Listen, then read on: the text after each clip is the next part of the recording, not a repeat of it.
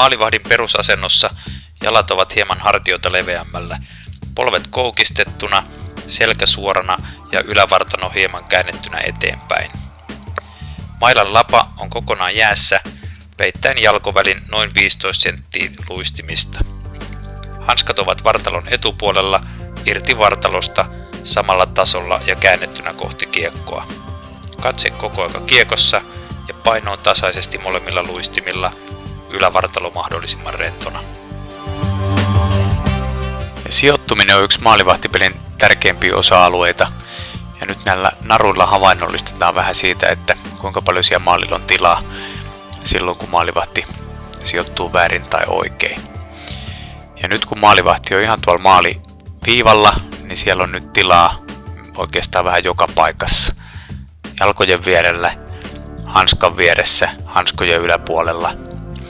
Ylänurkat on ihan auki, eli siellä on joka paikassa on tilaa, eli nyt tämmöisessä tilanteessa hyökkääjän kannattaa ilman muuta laukoa. Nyt kun maalivahti tuli tuohon alueen puoleen väliin, niin tilanne parani jo aika paljon, mutta edelleen siellä on tuolla patjojen sivussa ja yläkulmissa on tilaa laukoa.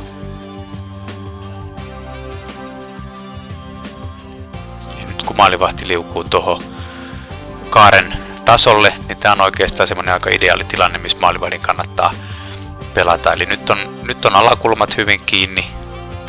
Nyt jos menee räpylän tai kilven vierestä, niin ei tarvitse olla iso liike, jotta saa sen kiekon kiinni. Ja nyt siellä on ne ihan yläkulmat, on ne paikat, missä sitä tilaa nyt on, mutta nytkin kun maalivahti seisoo tuossa, niin se on helppo sitten se kiekko torjua.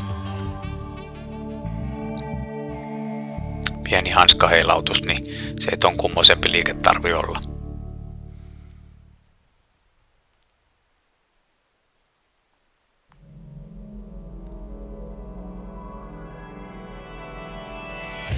Ja tästä tehtiin vielä ottaa takakulmat kiinni, jos sattuskin tulee syöttö tai pelaaja lähtee kiertää sinne maalin kulmalle.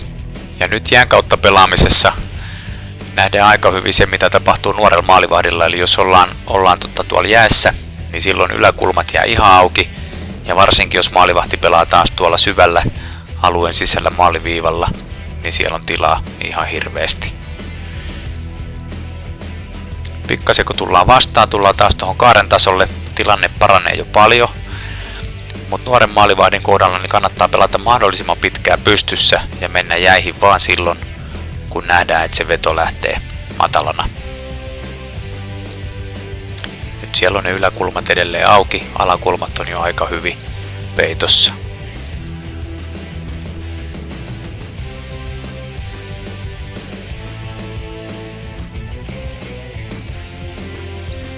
Ja nyt nähdään taas pelaajan näkövinkkelistä, eli mitä tapahtuu, kun pelaaja lähestyy maalivahtiin, niin nyt hänen silmini siellä yläkulmissa on vielä enemmän tilaa kuin mitä siellä todellisuudessa on. Samoin näyttäisi, että alhaalla jalkojen vieressä on vähän tilaa, mutta kun mennään sinne kiekon perspektiiviin, niin taas nähdään, että sitä tilaa on siellä vähemmän.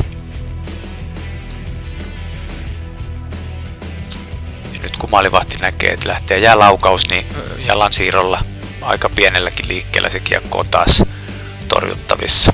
Eli tässä huomataan se sijoittumisen tärkeys, että tullaan riittävästi vastaan, ei kuitenkaan liikaa, ettei pelata itteen tilanteesta ulos. Nyt kun siirrytään tänne sivusektoriin ja tullaan sinne suurin piirtein viiksien tasolle, jos kiekko on siellä, niin jo aika hyvin riittää se, että maalivahti on tuolla tolpas kiinni, peittää jo paljon, mutta tässä maalivahti on tietysti seurannut sitä kiekon liikettä koko aika. Ja paras ideaali paikka maalivahdille on tulla sen verran ulos tuolta maalitolpasta, että on noin luistimen mittaan, korkeintaan 2 luistimen mittaa irti tuolta tolpalta, niin silloin se peittää jo koko ton maalin. Ja tosta kerkee sitten vielä, jos sattuu tulemaan poikittaisyöttö, niin ehtii siihen vetoon torjumaan sen.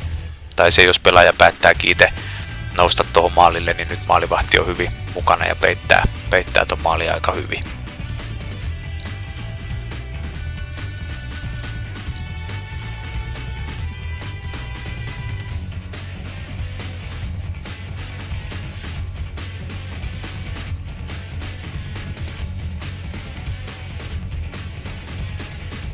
jos taas kiekko menee kulmaa, niin silloin maalivahti tietysti peruuttaa kiinni siihen tolppaan ja on valmiina mailalla katkaisee sen syötön tuohon maalille. Ja jos sieltä tulee se syöttö maalille, niin sitten heti ponkaisee sieltä sen luistimen mitan verran vastaan. No tässä on sitten vielä näytetty sama juttu hyökkäjän silmin, mitä oli tuolla aikaisemminkin, eli hyökkäjä näkee taas vähän eri tavalla sen kuin mikä se kiekon perspektiivi on, eli sen takia maalivahti sijoittuu aina kiekon mukaan, ei pelaajan.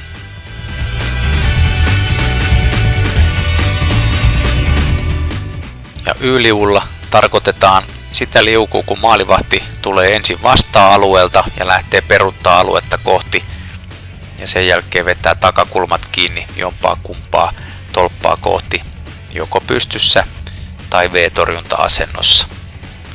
Ja yksi yleisin virhe, mitä nuoret maalivahdit tekee, on se, että kun ne peruuttaa sieltä, kun ne on tullut vastaan, ne peruuttaa tonne alueelle, ne tulee liian syvälle sinne, jolloin se maali on taas isona siellä.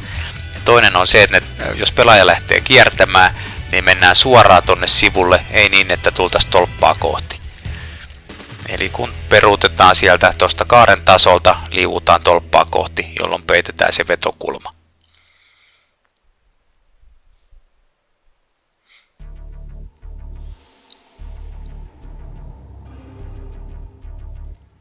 Ja tässä oli aika hyvin pysy paketti kasassa, jalat on hyvin tolppaa kohti, kädet edessä. Ja nyt jos tulee reboundi, niin maalivahti pystyy vielä reagoimaan ja tekemään jatkotorjunnan siitä.